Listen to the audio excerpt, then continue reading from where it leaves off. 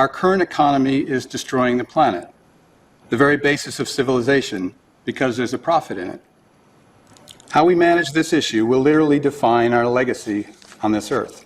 My hope is that the framework I'm calling regenerative capitalism will provide the vital roadmap we need to help us find that better way. What's crystal clear to me is that you are the heroes of this new story.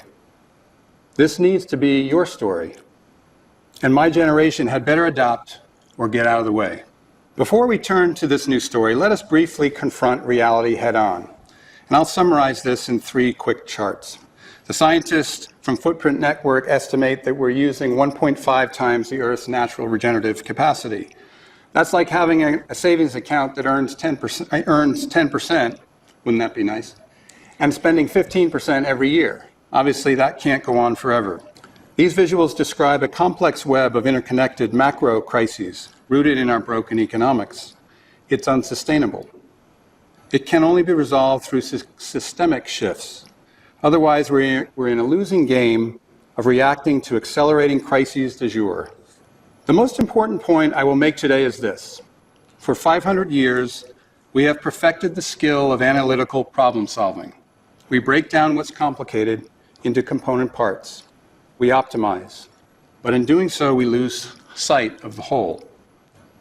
If we are to avoid a major systemic collapse, the leaders of tomorrow will need to think in systems. I'd bet my life on that. Human economies embedded in society are another example of such complex systems.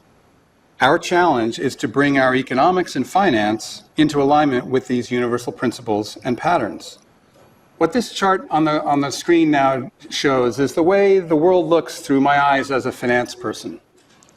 Economic efficiency is created by finance optimizing the return on capital in the economy, which then extracts and uses resources from the planet. Those resources are raw materials as well as labor. When we have an economy that's in right relationship, finance will be understood as a subsystem of economics, not the lord of economics. And the economy will be understood as being embedded in society, which in turn is embedded in the planet.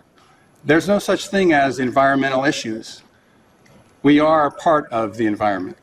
There's probably an unlimited amount of categories one could put around the different forms of wealth. The point is that optimizing for financial capital alone is in violation of this principle of being of holistic wealth as opposed to reductionist wealth. And optimizing shareholder value is not aligned with this universal principle at all. No wonder there's a move towards stakeholder capitalism. Few will question that innovation and adaptability are essential for health in a rapidly changing environment. Adaptive management is the future, not command and control. All parts must be empowered to negotiate their fair share in order that they can contribute to the health of the whole.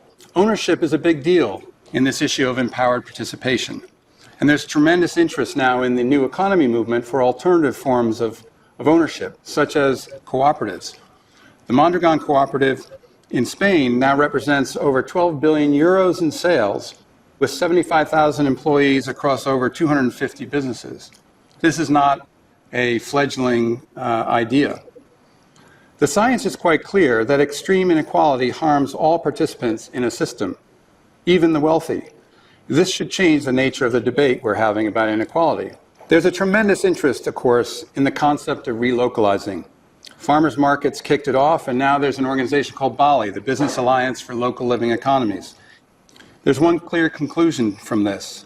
There are natural limits in any system to globalization, or in our economic system.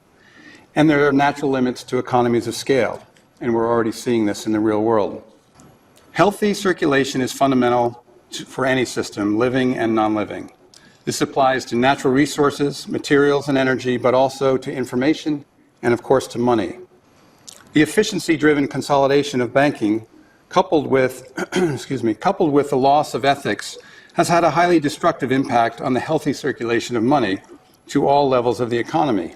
Systems need to seek balance. We know intuitively from our yoga classes that balance is vital.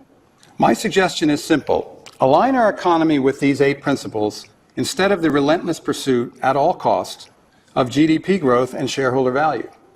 By doing so, we are more likely to achieve the outcomes we are looking for and generally agree upon. Our calling and our shared purpose will be, whether we like it or not, to lead this historic shift to regenerative civilization. I say that full well knowing the real-world tension involved in needing to live in this world that is, while at the same time catalyzing the change to what is emerging. It's tough. As I said, life happens on the edges, and danger exists on the edges.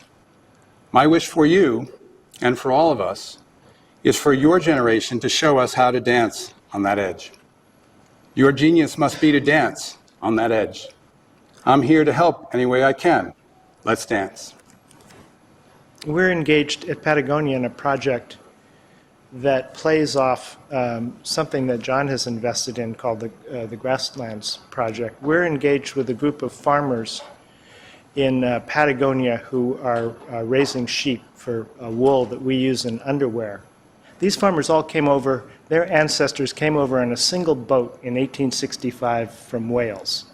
They're celebrating their 150th anniversary in Patagonia. And they were all about to go out of business because they and other ranchers in Patagonia, Argentina, had been overgrazing the land for 150 years, and it was just about gone. They've been engaged with a project. The Nature Conservancy is a partner, Ovis 21 in California, of actually regenerative grazing, of moving the sheep around in such a way that actually restores the grassland. So at Patagonia, what we're trying to do almost all of the time is trying to reduce environmental harm, the environmental harm we do as a company. We recognize that everything we do actually takes back more from the planet than we can replace. But in this project, we can actually be restorative. And we are talking in three levels. We're talking about regenerating an economy that is in decline and very sluggish. We're talking about regenerating human systems that are at best really frayed at the moment. And we're also talking about allowing the planet in many ways to regenerate itself, because there's not much that we can do as human beings except to do our best to get out of the way and to learn what it is to get out of the way to allow nature to regenerate itself.